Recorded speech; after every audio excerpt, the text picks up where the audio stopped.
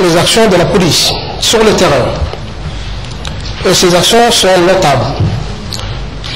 À titre donc de comparaison, je voudrais vous citer que là où effectivement la police effectuait en 2005 quelques 99 opérations de refoulement, la police a réalisé en 2008 306 opérations de refoulement. En 2008. Vous mesurez l'écart. Et ces opérations donc, avaient engendré plus de 36 474 refoulés en 2008, alors que ce nombre n'était qu'en 2005, 5 983 refoulés.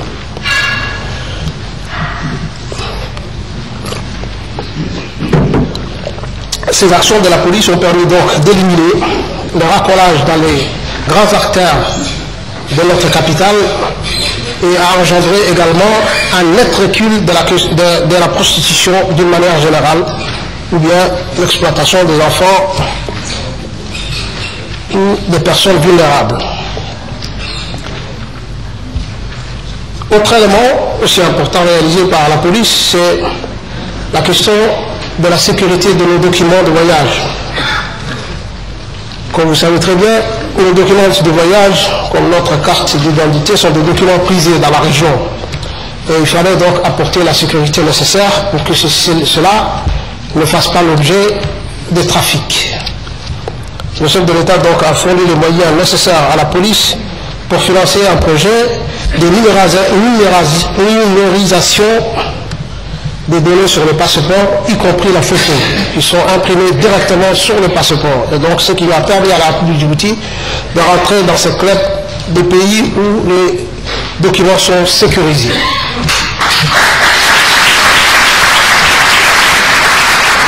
Également, cette numérisation a concerné les visas. Désormais, les visas ne sont plus l'objet de ces gros cachets qu'on connaissait bien, mais c'est réalisé sur fond ou avec des stickers autocollants, qui comportent des codes barres qui ne sont déchiffrés par les biais d'ordinateur. Donc, à notre aspect, et donc c'est toujours dans le cadre de financement apporté par le chef de l'État, qui ont permis également de moderniser nos systèmes de visa. Donc une sécurité parfaite pour nos documents de voyage, ainsi que les visas que nous octroyons aux étrangers qui ne peuvent pas être imités. J'ai fini avec cette question de la sécurité civile. Je voudrais aborder une question aussi importante qu'est aussi la sécurité routière. La sécurité routière sur les routes est très préoccupante. Pour illustrer et justifier ce que je suis en train de dire, qui n'est pas uniquement, qui ne relève pas d'un sentiment futile, je voudrais vous donner quelques chiffres. Le nombre d'accidents sur 10 années. En 1998, on était qu'à 716 accidents. En 2008, la police a enregistré 1858. Donc vous voyez l'envolée,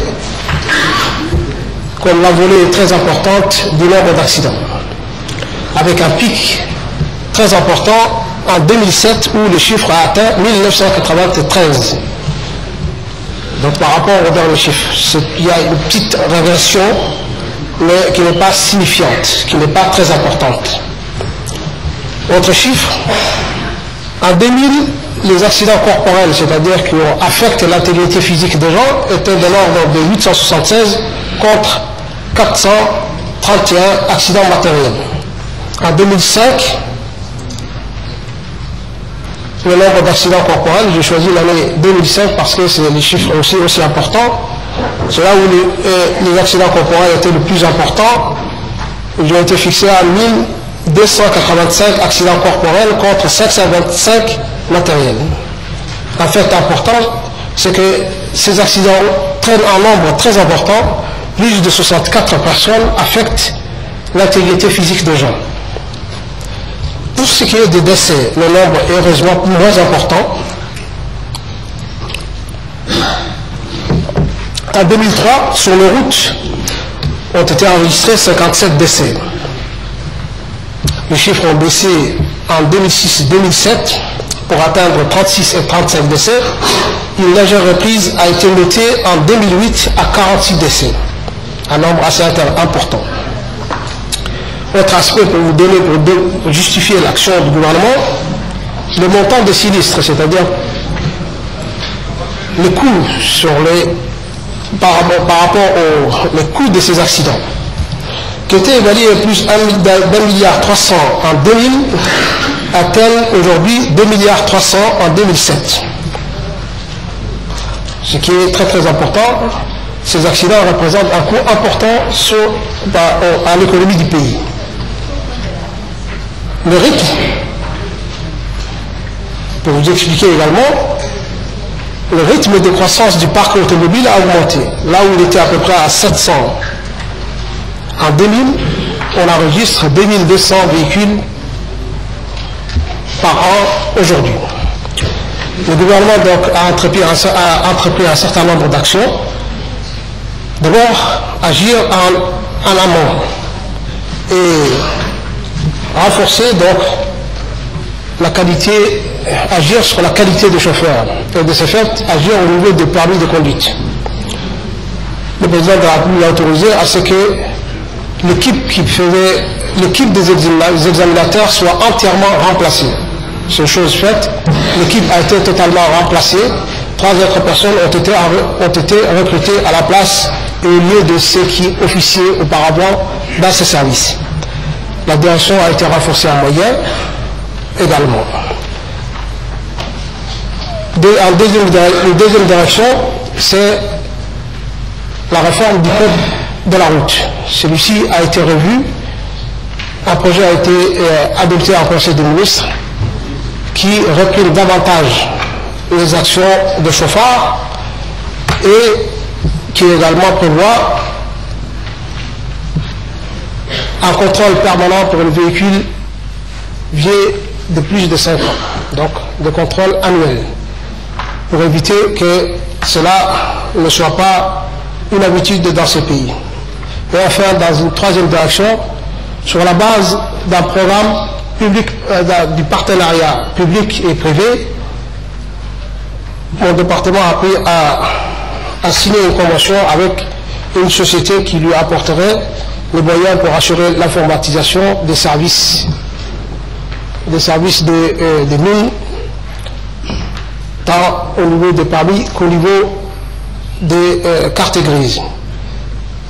Deuxième engagement, ce programme devrait permettre à notre pays de pouvoir mettre en place des feux de signalisation dont notre capitale a grandement besoin, du fait de la concentration d'un certain nombre de véhicules sur les routes.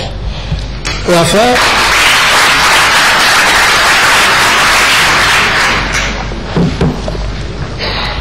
permettre la construction d'un bâtiment digne pour les activités de cette direction qui actuellement se passe dans deux bureaux, qui ne bénéficient que de 2 bureaux. Nous pensons qu'avec cela et avec bien sûr la vigilance de nos chauffeurs, nous pouvons espérer un jour limiter le nombre d'accidents. La police connaît aussi très bien les tronçons sur lesquels, les différents tronçons sur lesquels, de routes sur lesquelles les accidents ont très souvent lieu. Et donc les horaires auxquels ces accidents ont lieu, qui, vous les devinez bien, donc correspondent bien à l'arrivée du mètre 4. Et donc pourra décider à faire des efforts considérables par le fait qu'elle bénéficiera des moyens modernes pour suivre les amendes, pour assurer un meilleur suivi des amendes et également pour sanctionner les chauffeurs de mauvaise qualité. Troisième aspect que je voudrais aborder dans la question, dans cette deuxième partie, c'est la question de la